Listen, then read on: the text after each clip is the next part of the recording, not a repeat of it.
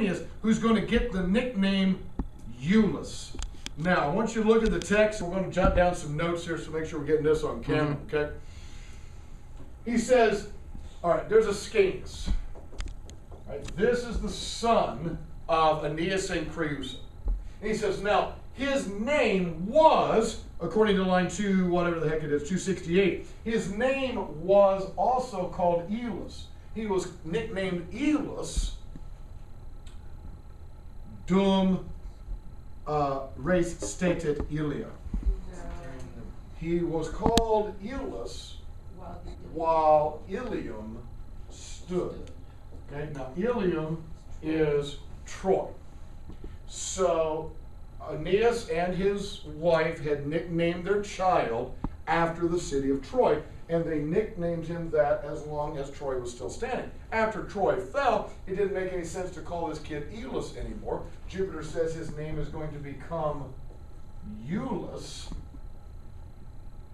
And then you can see not too far away linguistically is going to come the name Julius, as in Julius, as in Caesar. And that, of course, is the family of Augustus.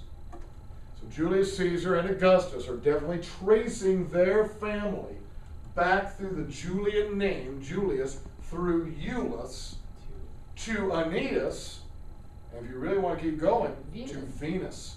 They are claiming a divine lineage. Not only divine, but they're really tying themselves into the founding of Rome. You know, so how much better does it get politically? Yes? Is that one of the reasons that this book is supposed to be propaganda? Yes, one of the things we talked about before is the notion of the propaganda thing. Now, Virgil didn't come up with that. The Julians talked about that and kind of had that. So really, it's a little unfair to say just put that on Virgil. He didn't just come up with it. But he certainly included it. He's going to include other things that are very, very pro-Augustus. So that's certainly where that's coming from. He says this guy, Ascanius, he's going to do great things too. In fact, top page 41, line 270, he will transferret the regnum. Kind of like it looks and sounds. He was going to transfer the kingdom, whatever Aeneas sets up, he's going to move that, he's going to transfer that to a place called Longam Albam. Alba Longa. Euless, or Ascanius, is the guy who founds Alba Longa. And of course we know who comes out of Alba Longa. Romulus and Remus. Okay? So this guy's got the best lineage, or certainly for Augustus. It's a great lineage, a great pedigree for politics. Yes? Wasn't Britain also called Alba Longa? Who what? Britain also called Alba Longa because of the long white cliffs? You're thinking Alba? I've never heard it called Alba Longa. No, Alba probably, you're right. Probably Alba, yeah. Okay. I don't know. Okay. Quick question. Yes. Aeneas, he's the one who got his hair caught on fire, right? Yes. He says, okay. In fact, he goes on to give a little hint here. Look at this in line 274 and following.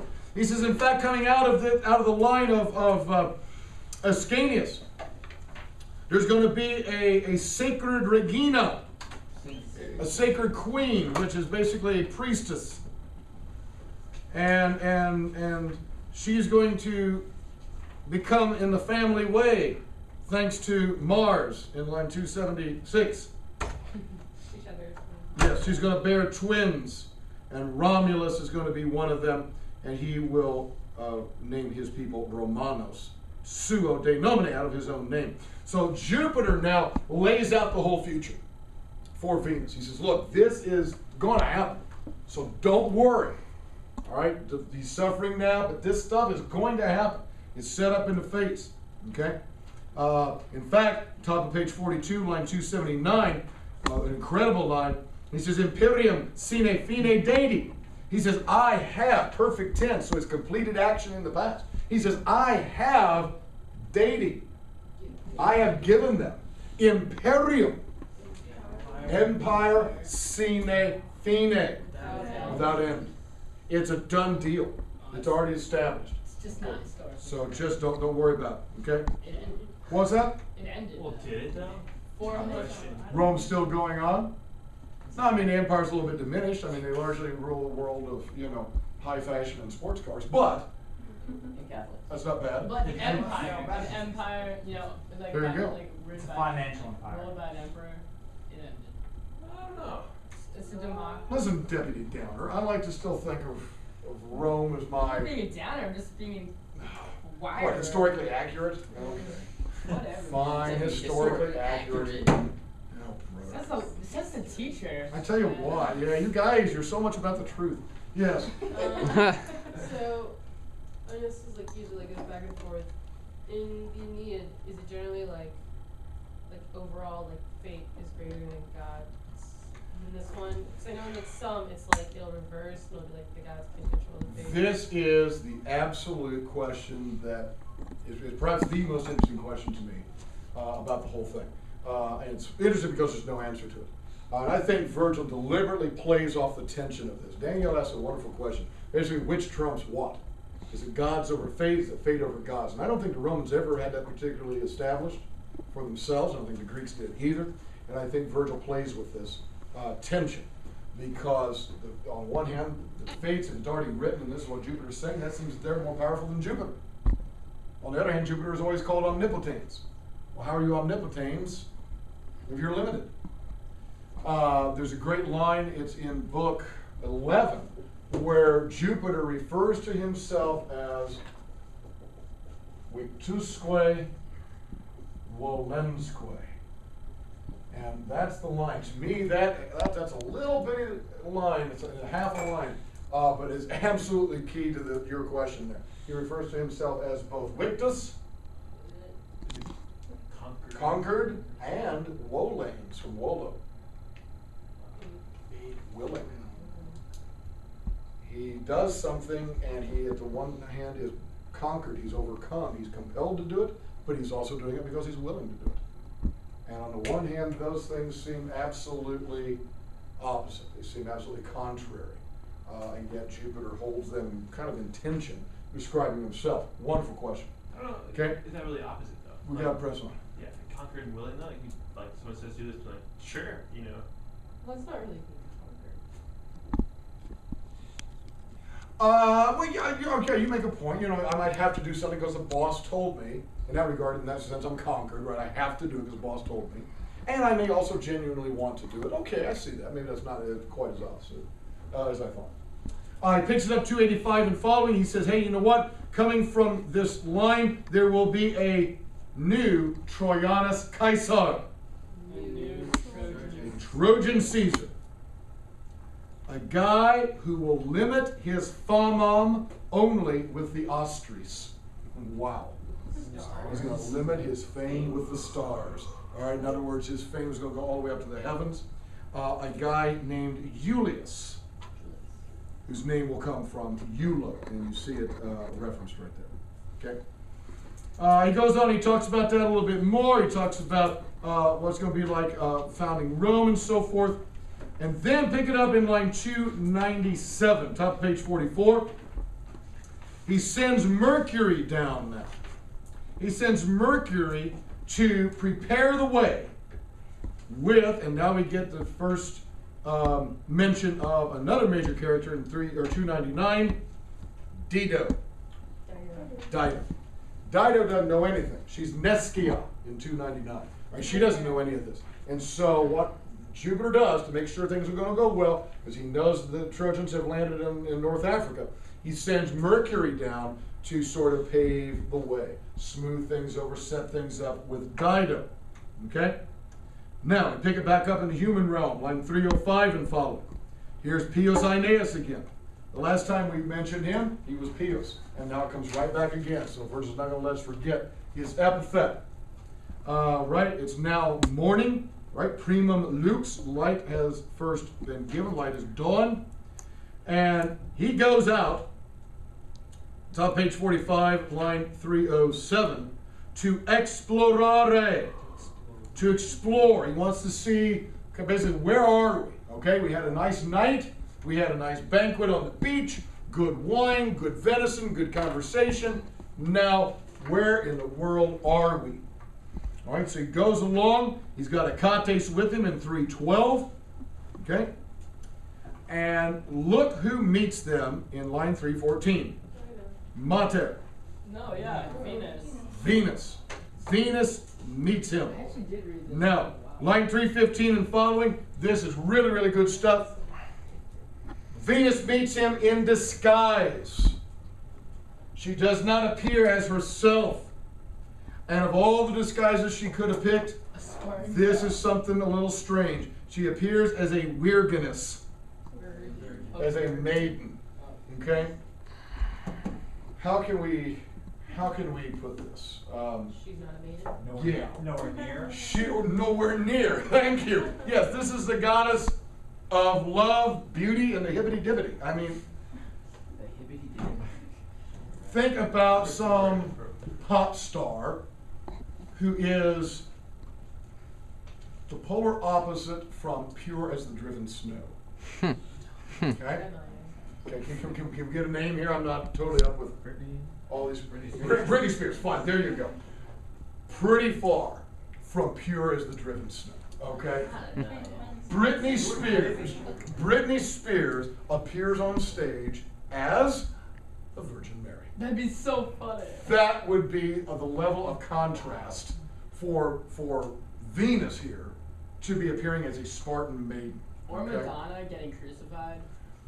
That happened. That happened. I'm not even joking. I'm not even joking. Okay, that one is just. that Yeah. was Yeah, awful. Get down. How did it go over your head like divine being? Like it's just like a normal. Okay, she's a normal person Okay, acting like I a know. You know what? divine being. I'm Gotcha. stupid. Let's just. No, you're good. No. Not very good. No. Other people are stupid, Yeah, Christian, yeah. not you. No, sir. No, sir. Other people. Other people. Okay. She's all decked out like a Spartan huntress would be. She has the armor, The armor. the weapons basically of a hunter. So she's got a bow and arrow and so forth. She's got an arcum. There's the bow hanging over her shoulder. And she's got a little hunting skirt on.